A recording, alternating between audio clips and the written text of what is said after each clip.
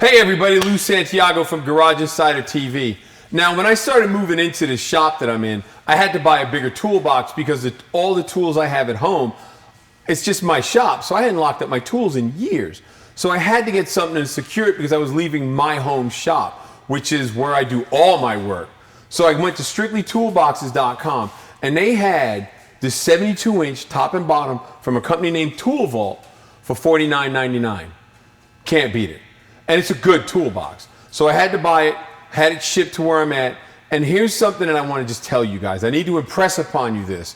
When this thing comes in, it's in a really good crate. You need to walk around the crate and make sure that there's no holes in it from a forklift. Because if there is, you could have damage on the box. Well, 9 out of 10 times you will have damage on the box. And if you don't put that on the bill of lading before you sign it, you are responsible for it. Because you're going to run into problems with the shipping company, and then you got to fight with them. You may have to argue with the shipper themselves, and the shipper themselves is going to tell you that it wasn't in there when they started. I'm not saying anybody's at fault. I'm telling you, you need to protect yourself. These toolboxes are an investment. They truly are. So you need to protect yourself. If the driver can't wait because he's busy, you make sure you put on the bill of lading before you sign it, driver did not stay for the inspection. It's that simple. That way you're covered. Now, there's a way to go about this. You have these tabs on these shipping containers. Now, I straightened most of them out because I didn't want to bore you guys with just me bending tabs. So I saved 4, so you can be bored with 4 of them. And all you do is just bend them up. And sometimes they're a bit of a pain, but you just bend them up, take your pliers, boom, move on to the next one. Just hook it, turn it up. That's all you gotta do. I got one more left, and then we wrestle this top off.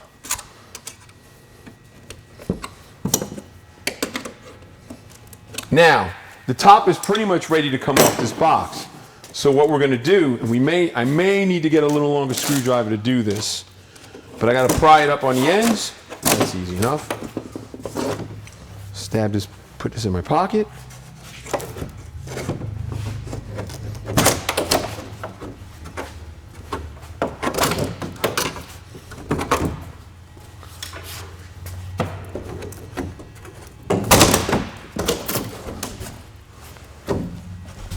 Take this off, put it here with the rest of my trash. Now this side comes out. Same thing, all you do is just pry it. And it should come loose. And there are tabs on the very bottom, so just be aware of that. So we'll get this one now. And we should be really close.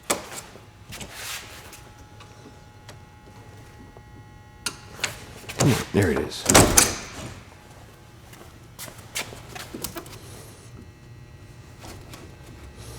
Oh, I missed some tabs. Pardon me. I thought I got them all. I'll tell you whose fault this was. I know exactly whose fault this was for letting me forget these. It was Jerry, the cameraman. It was his fault.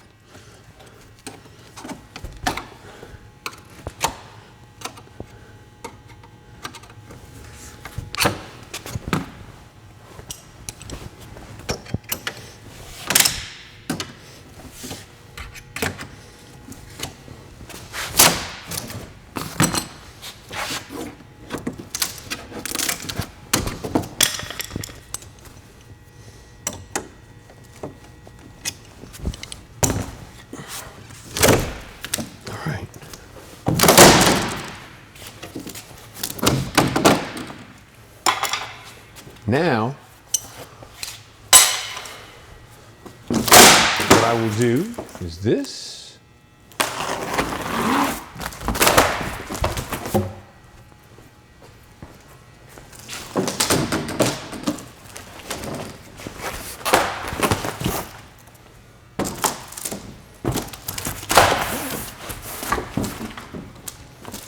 This should come up. It's not going to cooperate, so I'll do that.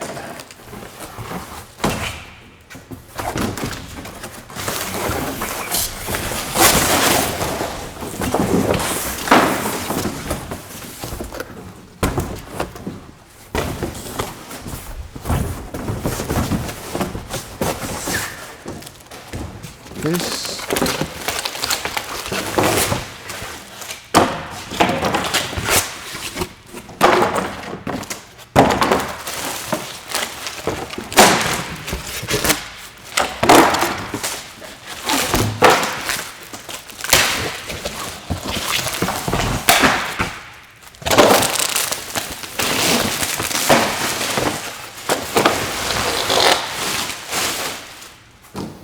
All right, so let's see what we got here. Oh man, it's upside down.